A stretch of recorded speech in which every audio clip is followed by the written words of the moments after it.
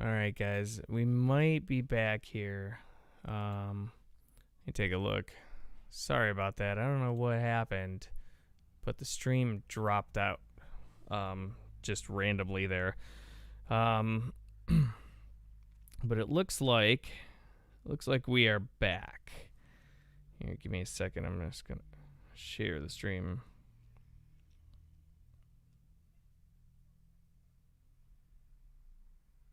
Sorry about that, guys. I don't know what happened.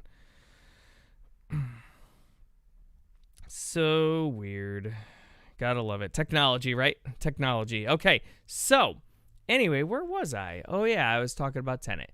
So, so Tenet, it is at currently, excuse me, currently now, $152 million worldwide with a $20 million domestic budget, or domestic profit. So, what does that mean exactly? Well, honestly, what it means is that we're in a pandemic. This movie needs to make about $650 to $700 million to break even. 2 weeks out, worldwide, $152 million isn't a good sign, right? Normally. But we're not in normal times. Will this movie hit the $650 million mark? I actually say maybe, and here's why. The drop-off, so a drop-off for a movie from week 1 to week 2 is usually about 50 to 60%. Tenet's drop-off from week 1 to week 2 was somewhere in like the 35% range. I don't have the exact number on me, but it was in roughly that 35% range. So that's less. It's definitely a less of a decline there. So their decline's looking at like this. What that means is this movie's probably going to have legs. When I say it has legs, it means it's going to be able to carry and make money for a while. For a lot of reasons.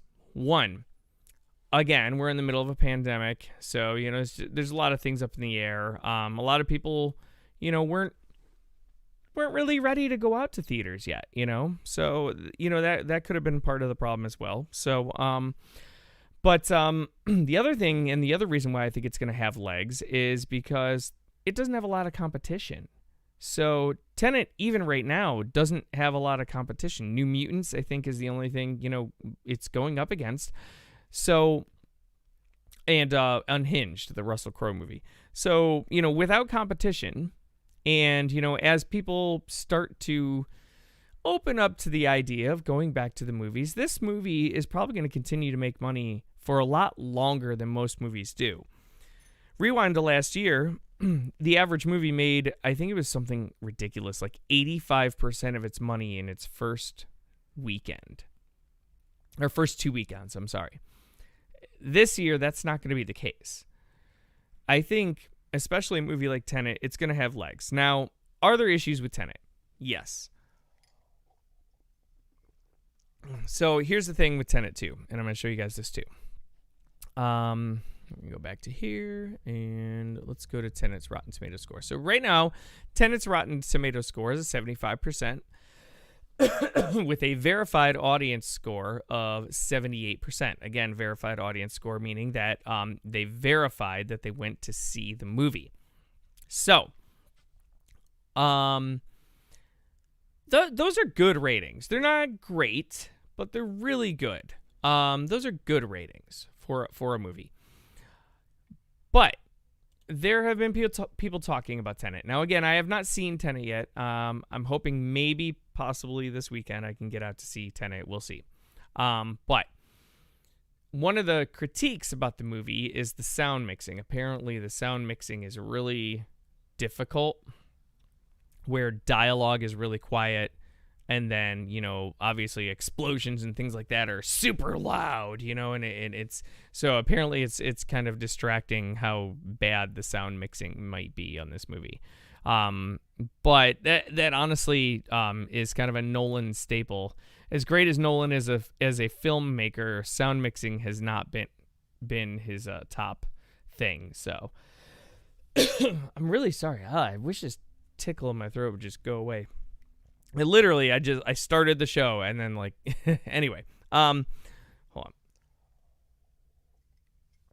So that was critique number one, is the sound mixing. The second critique about this movie is how complicated it is. Now, we all know Nolan loves to play with your mind. Nolan loves to get in your head, and he loves to mess with you, and he wants you to think about everything. So that's Nolan. That's who he is. That's how he, does his movies.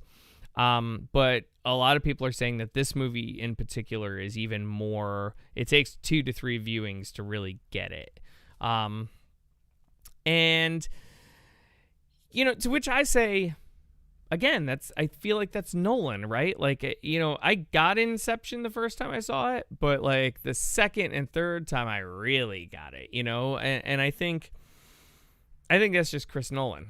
I'm excited for the movie still. I'm definitely hoping to get to see it this weekend, but it isn't about me. It's about you guys. What do you guys think? Let me know in the comments below. A, have you seen Tenet? B, if you have seen Tenet, did you find any issues with sound mixing? Did you find it difficult to follow? And C, do you think that Tenet is going to be able to make that $650 million mark that they need to make? Will it have legs to carry on that long to make that kind of money? Let me know in the comments below your guys' thoughts on that. And I'm going to move on to the next main topic that I got. Excuse me. All right, so the next main topic is Neve Campbell confirms Scream 5 role with a fun post. Now, actually, it's not just Neve Campbell who's returning for Scream 5. It is Neve Campbell. It is Courtney Cox. And there was another one, too. Who else is coming back? And David Arquette. So Courtney Cox's ex-husband, David Arquette. All 3 of them are returning for Scream 5. So, Scream, of course, being the horror movie, and it's, I keep wanting to say John Carpenter, but I don't think it's John Carpenter. It's, what's the guy's name? The director, one of my favorites, too. I can't think of his name right now. Wes Craven, there we go. It's Wes Craven's horror movie from the 90s. And it was more of like a teenage angsty horror type flick, but anyway, so the Wes Craven film from the 90s, there's been 4 of them now. The first one is awesome. The rest of them, you could probably give or take the rest of them, to be honest, but the first one is definitely a recommendation on my part. So what do I think about Neve Campbell coming back? Honestly, I don't know. I again, as I just said, the first Scream is really good. The next 3 after that were just kind of at best. And I honestly am a little unsure how I feel. But if it's anything like the Halloween movie that Jamie Lee Curtis just did recently, where she came back, then maybe, if it's done right, if the writing's good, if the director does a great job, then, who knows? Maybe it'll be a good thing. But as of right now, I'm just kind of about this, we will see is kind of my thought process, wait and see approach, so, but what do you guys think? This is kind of big news for a lot of people who are Scream fans. So if you're a Scream fan, or if you're not, let me know in the comments below. Are you excited about Neve Campbell, Courtney Cox, David Arquette coming back for Scream 5? Were you looking forward to Scream 5? Is that something you wanted to see? Again, let me know in the comments below your guys' thoughts on that. And I'm going to just jump over to the next main topic. So, Fast and Furious 9. So they were doing an interview with Michelle Rodriguez. And she said in her interview basically that Fast 9 is going to launch into space. So I have one comment first about this. And the first comment is, did they find out that like the new Mission Impossible was going to space? And so they just decided, well, if they're going to do it, we need to do it. Because I feel like that's kind of what happened. And yeah. So, and the second thing I kind of feel like is, why wouldn't they be going to space? I feel like that's just the next progression. I mean, like, one of the more recent Fast and Furious movies, the dude punched a torpedo and knocked it off its path. I mean, it just keeps getting more ridiculous. So why wouldn't they go to space? That's how I feel. Oh my god. I'm sorry, guys. Man, I got tickle in my throat. I can't stop yawning. It's just, a fun day. And we had a stream interruption. So yeah, it's been interesting. Anyway, what do you guys think? Are you guys excited for Fast 9? Are you excited or even care that they're going into space? Let me know in the comments below. I know it's kind of a silly topic, but you know what? I wanted to jump in on that because I saw it. So, and I'm just going to jump over to the next topic here, which I've been waiting to talk about, and that is the Harley Quinn TV show. So I started watching this week, and I got to tell you guys, this show is awesome. It is awesome. The episodes are short, maybe like 20 minutes a pop. But so good. This show is not for kids. It is animated, but it is not for kids. This is a very adult show. Kind of in the ilk of like The Boys. Similar to that. But they make no bones about it. I mean, this show starts off with her just being like, fucking fuck, like right off the bat. It is brutal, it is violent, it is gory, it is...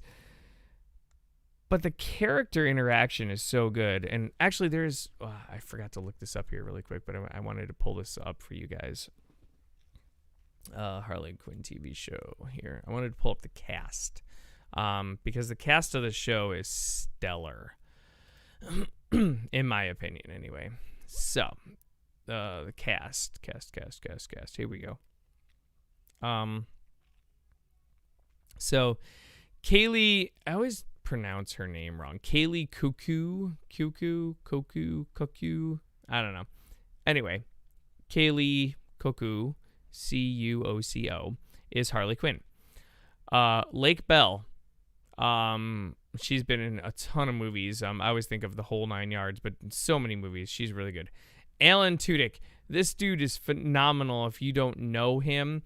Actually, you can see him in Doom Patrol, which is another DC property, actually. But he's been in a ton of movies as well. Done a lot of voice work, and he's also just a phenomenal actor.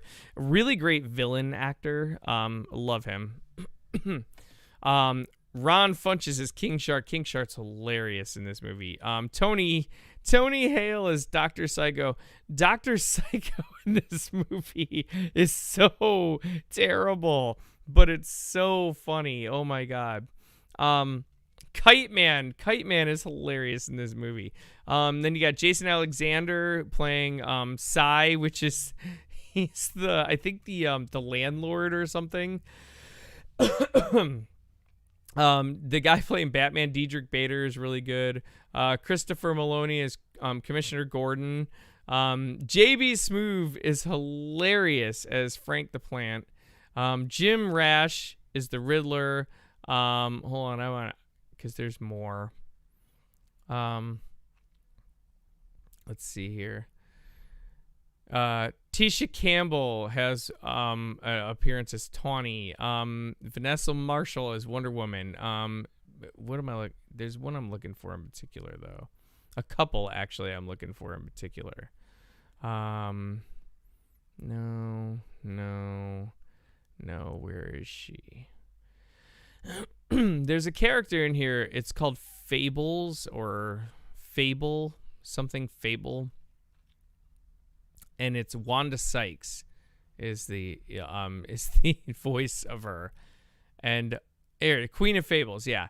Oh my god, she's so great as the Queen of Fables. And then there he is. Lex Luthor is played by none other than Giancarlo Esposito, which you may know from Breaking Bad and a few other shows. He's also in The Mandalorian right now, and he's also in The Boys right now. So, anyway, great cast. Oh yeah, Alfred Molina comes in as Mr. Freeze. Again, like I'm just going through this cast. and some of the people that they have coming in to play these characters are really good actors and actresses. But more importantly, this show, it is bonkers, like crazy bonkers, but it's very well written. The character interaction's awesome.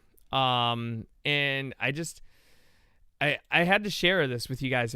I'm telling you, for an animated show, this show is amazing, and you will not regret it. So I definitely recommend the Harley Quinn show for anybody to watch. And that concludes our main topics for the day. I do have one tip submission, so I'm going to read that off first here before I get to anything else.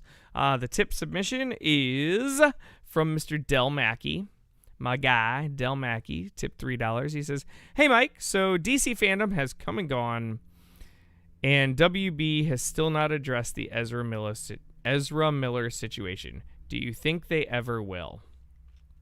So, if you guys don't know what he's talking about, Ezra Miller, back in, I think, March, right when, like, lockdown first happened, put his hands on a woman's throat and helped her to the ground. Now, he didn't slam her to the ground, but he definitely put his hands on her throat and helped her to the ground.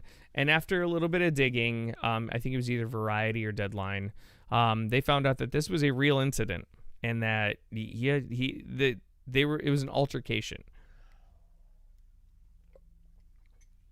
And then the police were called, and so authorities were brought into this. And even though that has happened, Ezra Miller has not spoken about it publicly. Warner Brothers has not spoken about it publicly. Mind you, Warner Brothers has also fired another employee from the Flash TV show for tweets that they put out 6 years ago. So Warner Brothers had DC fandom. It's the first time that Ezra Miller was going to be, paraded out as the Flash in front of people since that happened. And they just pretended like it didn't happen. And all I have to say is shame on Warner Brothers. Shame on you guys. The thing is this. You fired a guy for terrible tweets that he put out 6 years ago. But yet, you won't even acknowledge what Ezra Miller did. He put his hands on a woman. I'm just floored. I'm floored at the lack of consistency with Warner Brothers in this. And, they've definitely shown that they just want to wait it out. They're just going to wait it out. Warner Brothers is going to wait this out and let Ezra Miller, get away with it. They have the pandemic. The pandemic's there as a distraction. So they don't care. They don't care. Warner Brothers does not care. And that's a shame. And their actions are showing it. And then to, fire a different guy for tweets that he put out 6 to 8 years ago and yet not address this at all, it's just hypocritical. It's hypocritical. So, anyway, that's my thoughts on that. What do you guys think? Do you guys think that Ezra got off easy? Should, Warner Brothers even acknowledge what happened? Should Ezra have to acknowledge it? Do you think that Warner Brothers is doing the right thing just by not acknowledging it? Let me know in the comments below your guys' thoughts on that. And let's see here. I'm going to check and see if we have no Facebook comments. So, yeah, that's going to be it, guys. So that's our show for the week. Thank you guys for checking in. We're going to be back next Friday at 9 a.m. Central Standard Time. And I will catch you guys then. Don't forget, of course, as always, to like, comment, share, and subscribe. And I will catch you guys next week. Peace.